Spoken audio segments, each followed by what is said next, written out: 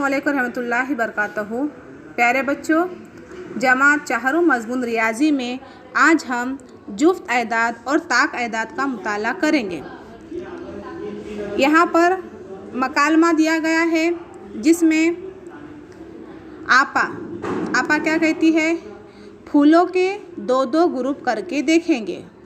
Rice तुम 4 फूल लो, परवेज़ तुम 5, रेशमा तुम 6, मोहसिना तुम 8, मुमताज़ तुम 9 फूल लो। ग्रुप बनाने के बाद ये भी बताओ कि कितने फूल बाकी रहे। तो यहाँ देखो, आपा ने क्या किया, बच्चों को चंद फूल दिए और फूल देने के बाद क्या कहा कि तुम क्या करो, इन फूलों के क्या करो, 2-2 ग्रुप बनाओ। अब देखो, मुमताज़ जो है, मुमताज़ को कितने फूल मिले, 9 फूल मिले।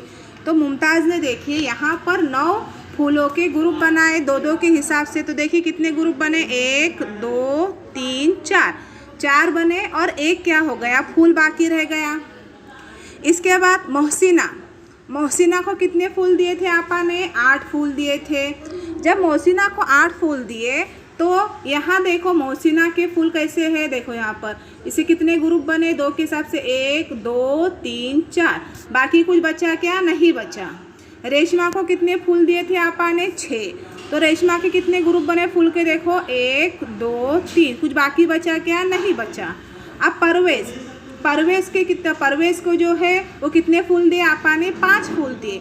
तो 5 फूल देने के बाद यहाँ पर देखिए परवेज़ के फूल के कितने ग्रुप बने, 1 2 के हिसाब से 2 ग्रुप बने और एक क्या हो गया, बाकी रह गया। रईस को कितने फूल दिए गए थे, रईस को 4 फूल दिए गए थे। तो 4 फूल के 2 ग्रुप बने और इसमें कोई भी बाकी ग्रुप नहीं रहा।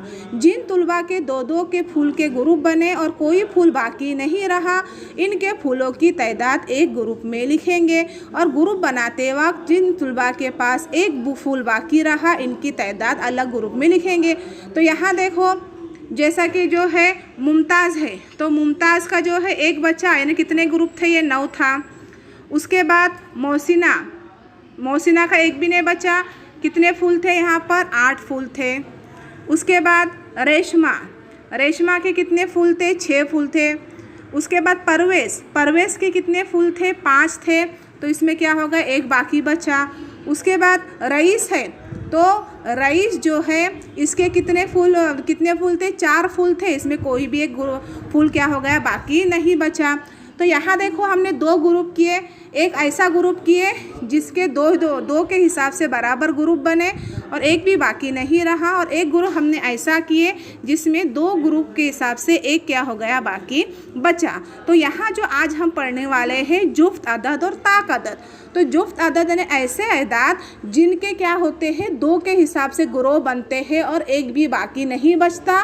ताक अदाद यानी ऐसे अदाद जिनके 2-2 के हिसाब से ग्रुप नहीं बनकर क्या होता है, जिन अदाद का क्या हो गया, एक बाकी बच गया, वो अदाद क्या कहलाते हैं, ताक अदाद कहलाते हैं।